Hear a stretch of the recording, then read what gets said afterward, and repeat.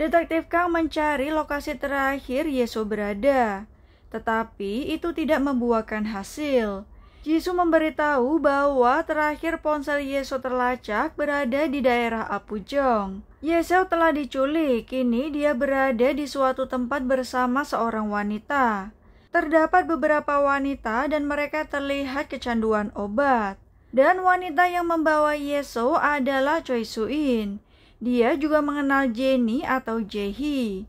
Dia memperingatkan Yeso untuk lebih mengkhawatirkan dirinya sendiri.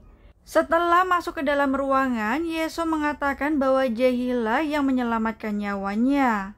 Nah, flashback saat Yeso sedang bersekolah, ternyata dia merupakan korban bully dari teman-temannya. Saat dia bersembunyi di dalam kamar mandi, tiba-tiba dia melihat Jae-hee. Suatu ketika saat Yeso sedang dirundung, tiba-tiba Jae-hee datang dan juga menghentikan mereka. Tentu saja hal itu membuat Yeso terkejut dengan apa yang dilakukan oleh Jae-hee, karena dia tidak pernah meminta bantuannya. Saat mengingat kembali momen tersebut, Yeso terlihat sangat sedih karena dia kini tidak bisa menghubungi Jae-hee.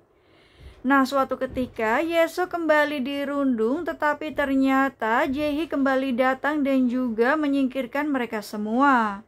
Ini adalah kali kedua Jae-hee menyelamatkannya, dan dia pun meminta Yeso untuk tetap kuat dan tidak melakukan hal yang bodoh. Karena itu, Yeso menganggap Jae-hee adalah penyelamatnya. Detektif Kang akhirnya datang ke daerah Apujong dan masuk ke dalam sebuah gedung. Dia pun terus mencari Yeso tetapi tidak menemukan apapun di dalam gedung itu. Sementara Gil-hoo, dia akhirnya selamat dan dirawat di suatu tempat. Jae-hee pun akhirnya sadar dan juga pulih.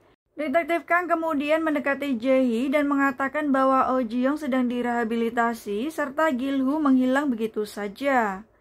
Nah, Detektif Kang akhirnya bertanya di manakah video yang Jae-hee simpan. Tetapi dia mengatakan bahwa video itu sudah diberikan kepada orang lain. Saat ditanya lebih detail, Jae-hee mengatakan bahwa dia ingin makan terlebih dahulu. Akhirnya keduanya pun pergi di minimarket. Di saat Jae-hee mengambil beberapa makanan, Detektif Kang menerima telepon dari Jisoo dan mengatakan bahwa semua itu berhubungan dengan Gangnam Trading. Jisoo ingin melaporkan Yeso sebagai orang hilang, tetapi Detektif Kang melarangnya karena itu bisa berbahaya. Ternyata Jae-hee mendengar semua itu. Dia pun meminta Detektif Kang untuk lebih memperhatikan Yeso. Tetapi Jae-hee ternyata kabur secara diam-diam. Detektif Kang pun berusaha untuk mengejarnya, tetapi dia tidak menemukannya. Gil-hoo terlihat berada di dekat pelabuhan bersama Jung-kwon. Dan Jung-kwon juga mengatakan bahwa semuanya telah berakhir serta meminta Gil-hoo untuk pergi menggunakan kapal feri. Namun Gil-hoo menganggap semuanya belum berakhir. Ternyata Jae-hee menyerahkan diri dan dia pun menggantikan Yeso agar dia bisa dibebaskan. Dan laki-laki yang berjaket hitam tersebut bernama Kei. Choi Soo-in akhirnya menyerahkan handphone Jae-hee yang berisi video yang sedang dicari. Walaupun Jae-hee sudah menyerahkan videonya, tetapi Kei tidak akan melepaskan begitu saja. Dia masih akan dipekerjakan sebagai orang yang akan menghibur para lelaki. Akhirnya Yeso pun kembali ke rumah. Kini Jae-hee sedang bersiap dan Choi Soo-in pun menutupi bekas luka di pipi Jae-hee. Dia juga memberitahu bahwa Yeso sangat berterima kasih kepada Jae-hee sudah menyelamatkannya. Choi Soo-in juga memberikan kunci mobil secara diam-diam dan meminta Jae-hee untuk segera kabur. Tetapi Jae-hee menolaknya karena itu juga bisa membahayakan Choi Soo-in.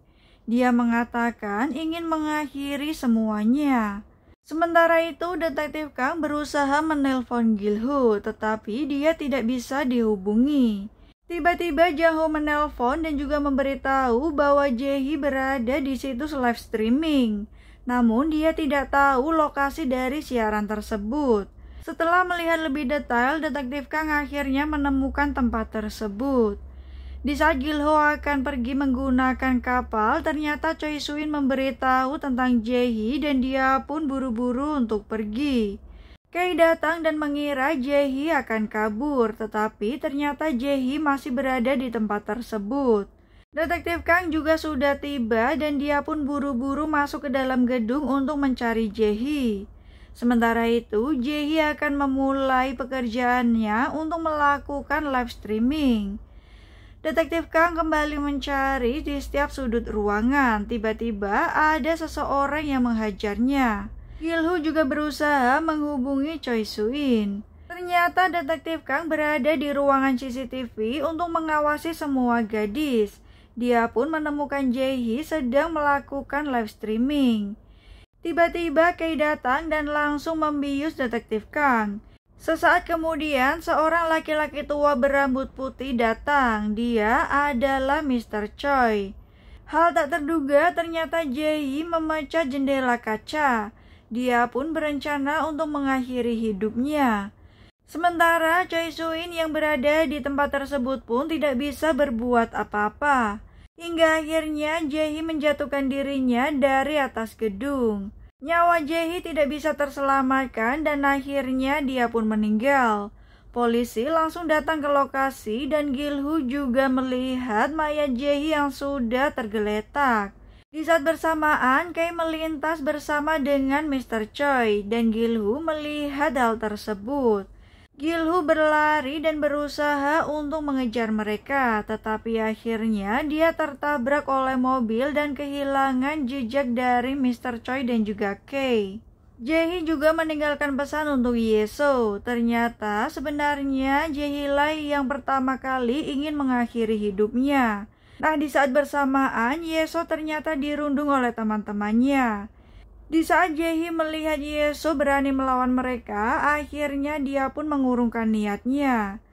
Ye-so pun tidak bisa menahan kesedihannya, dia terus menangis. Begitu pula dengan Jae-hee karena itu merupakan salam perpisahan.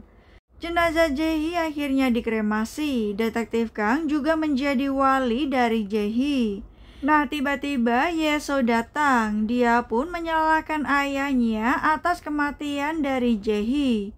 Akhirnya Ye-so pergi dan kabur dari rumah serta menghilang. Sementara itu, Gil-hoo juga membakar serta menghapus semua kenangannya bersama Jae-hee. Kini Gil-hoo akan mencari Kay dan juga balas dendam atas kematian Jae-hee dan juga Jung-hwa. Dia terlihat membawa bahan bakar ke dalam mobilnya. Nah, sementara itu, Jaksamin juga terlihat akan dimutasi. Tetapi dia tiba-tiba melihat berkas milik No Jun-soo. Saat dilihat, terdapat flash disk yang berisikan dokumen dari Mr. Choi. Nampaknya Mr. Choi atau Tuan Choi merupakan orang yang sangat penting. Dia pun mencoba menghubunginya melalui handphone milik Jun-soo. Tak lama kemudian, Tuan Choi pun membalas pesannya dan juga meminta untuk bertemu. Dia terlihat memasuki lokasi yang terlihat kumuh. Dan di sanalah Tuan Choi sedang berada. Akhirnya, Jaksamin bertemu secara empat mata dengan Tuan Choi. Jaksamin membawa dokumen yang berhubungan dengan Gangnam Trading. Jaksamin mengancam ingin mengekspos semuanya. Tetapi Tuan Choi tidak takut dengan ancaman tersebut. Kini Tuan Choi justru menawarkan kerjasama dengan Jaksamin dan berjanji akan memberikan jabatan yang lebih tinggi untuknya. Waktu terus berjalan hingga akhirnya 3 bulan kemudian. Kini Detektif Kang mengundurkan diri dari kepolisian dan menjadi supir dari para gadis. Dan saat ini dia menjemput seorang wanita untuk diantar ke tamu VVIP. Wanita itu terlihat terluka di bagian sekitar matanya. Hingga akhirnya dia menutupnya dengan riasan, tetapi Detektif Kang menyuruhnya untuk memakai kacamata. Nah, setelah wanita itu turun, Detektif Kang disuruh untuk mengantar satu wanita lain. Dia pun kemudian bergegas masuk ke sebuah klub. Kemudian dia menemukan wanita itu sedang tidak sadarkan diri. Nah, tetapi wanita itu justru mengamuk dan juga mengancam orang-orang di sekitarnya. Detektif Kang mengambil syal dari pria berambut pirang untuk menutupi luka dari wanita itu dan kemudian membopongnya keluar. Dan laki-laki itu adalah anak dari seorang menteri. Walaupun dia memakai obat, tetapi hasil tesnya selalu negatif. Detektif Kang juga membawa obat neon dari klub tersebut secara diam-diam. Choi Soo-in adalah mucikari dari gadis-gadis itu. Detektif Kang juga memfoto mereka secara diam-diam. Ternyata saat ini Detektif Kang sedang mengumpulkan bukti secara diam-diam untuk mencari tahu tentang Gangnam Trading. Dia juga menyimpan handphone miliknya yang berisi pesan dari rekan dan juga istrinya. Nah, 3 bulan lalu Detektif Kang mengundurkan diri karena dia merasa tidak pantas menjadi seorang polisi. Saat ini Detektif Kang sedang berusaha untuk mencari tahu di manakah Yeso berada. Nah, suatu ketika ada beberapa orang yang sedang mengangkut sebuah bir. Secara diam-diam ternyata Gil-hu mengikuti mereka. Gil-hu kemudian keluar dan juga membawa bahan bakar yang sudah dia simpan. Akhirnya dia masuk ke dalam klub tersebut. Seorang laki-laki terlihat ketakutan saat melihat Gil-hu datang. Gil-hu juga menemukan obat neon, tetapi akhirnya dia membakar semuanya. Klub tersebut juga sudah diambil alih oleh pria yang mempunyai bekas luka di sekitar matanya. Jaksamin kini mempunyai jabatan yang lebih tinggi. Dia dituduh melindungi anak wakil menteri yang sedang terlibat kasus. Salah satu wartawan mengira bahwa Jaksamin mempunyai koneksi dengan mantan Jaksatak. Nah, ternyata saat itu Jaksamin menyetujui kesepakatan untuk bekerja sama dengan Tuan Choi. Hingga akhirnya kini dia memiliki jabatan yang lebih tinggi. Di saat Detektif Kang memberi informasi tentang obat neon yang dikonsumsi oleh anak wakil menteri, Jaksamin justru memperingatkan dia untuk tidak membuat informasi yang spekulatif. Dia pun meminta Detektif Kang untuk tidak datang lagi.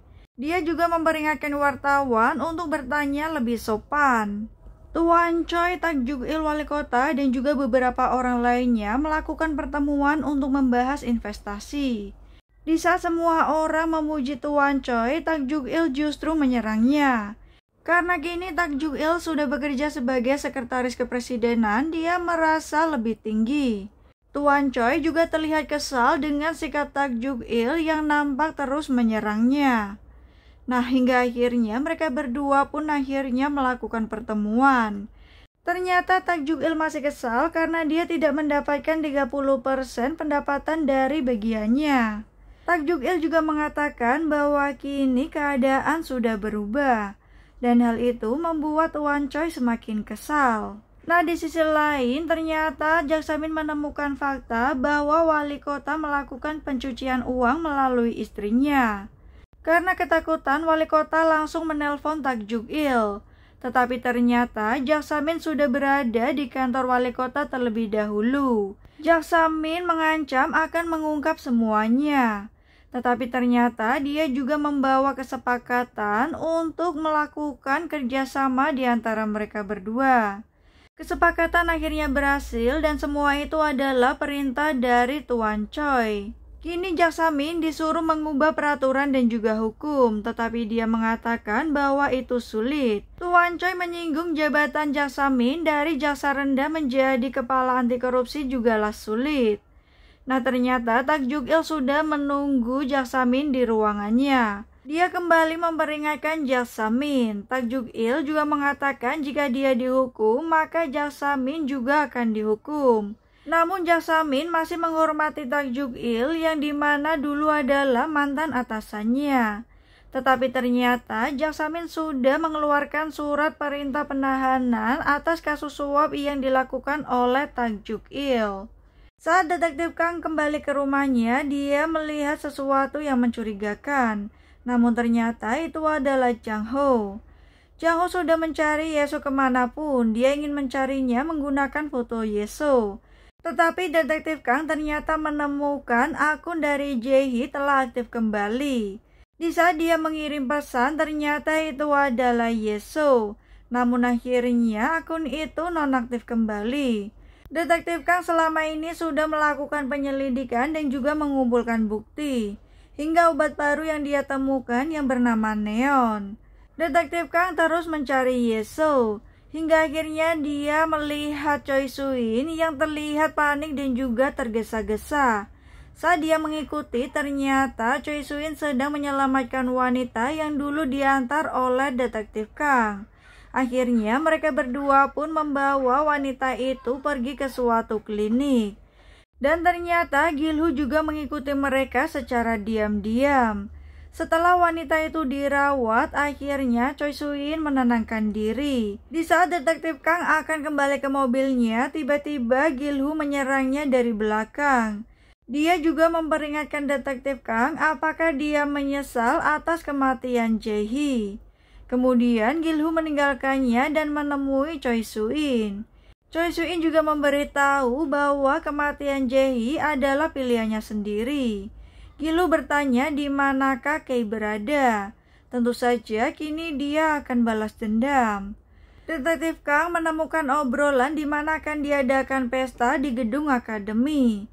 Sementara itu, Jang Ho kini akan membuntuti Jak Samin. Nah, dia nampak masuk ke dalam mobil dan pergi ke suatu tempat. Jang Ho mengikutinya secara diam-diam. Jak Samin terlihat disambut oleh pengawal Tuan Choi.